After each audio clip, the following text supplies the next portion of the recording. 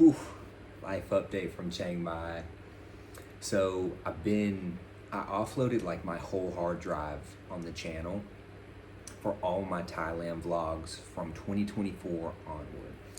This video is 2026, but I had to come in here and talk about this burning season. So Chiang Mai every year has like 2 months.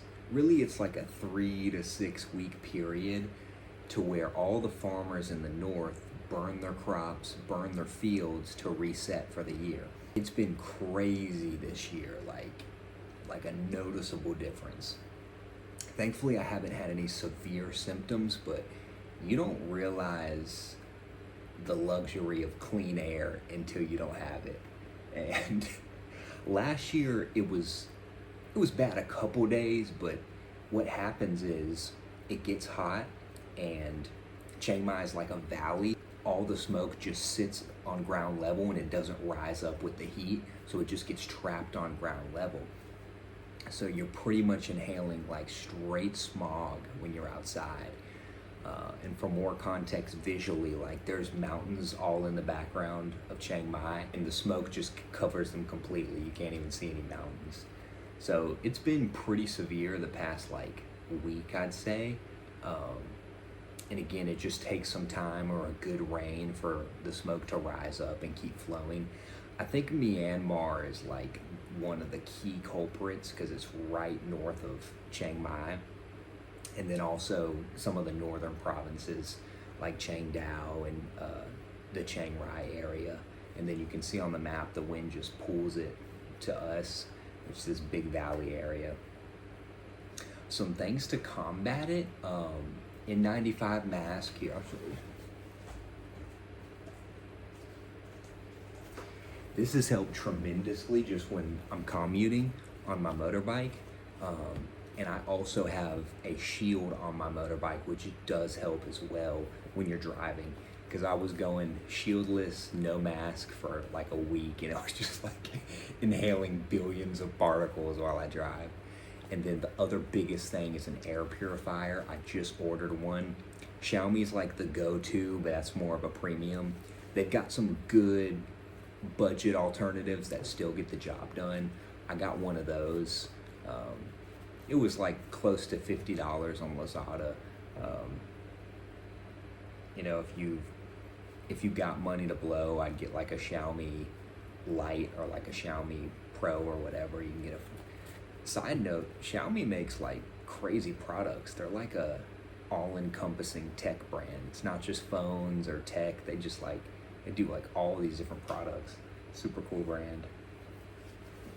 But it's been crazy, man, and grateful to have a decently healthy lifestyle, but it's like, again, you don't appreciate clean air until you're like forced to stay inside.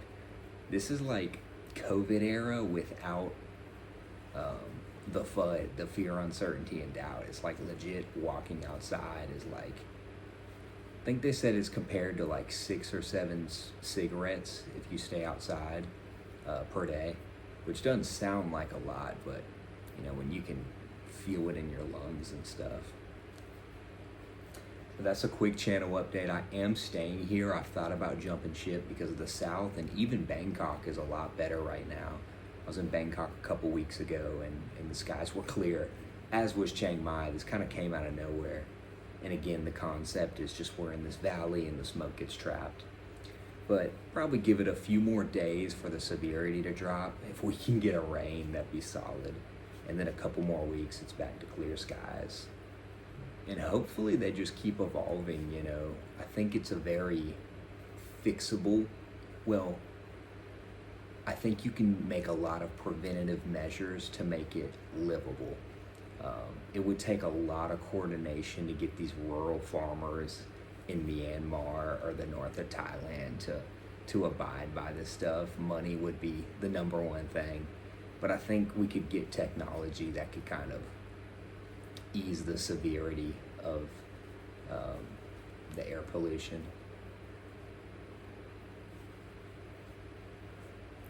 But I'll be caught up with all my Thai vlogs in May, and then I've got some music I'll be dropping on the channel. again, just clearing my hard drive of all the creation that I made this past year and a half. Talking videos like these, I'll still be throwing these on there. And just been like streamlining life.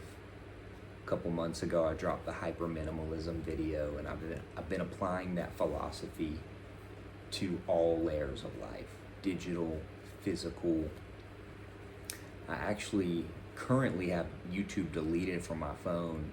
I did all the other socials, but I ended up doing YouTube too, and it's just been like, life has felt weird, man. There's this emptiness, you know, that I would feel with the scroll constantly. It's just like, we actually have a lot of time in a day, but most of it is quick hits, instant gratification, doom scrolling, and the world is loud.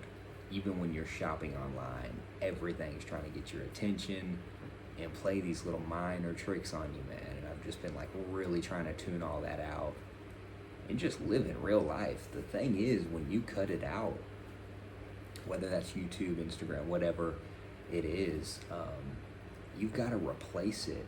You've got to replace it with things in real life, you know, like the gym, reading a book, going to meet somebody for coffee, you know, taking a walk around your neighborhood, whatever it may be. But you have to intentionally, you know, replace it with stuff that is more fulfilling and more lasting.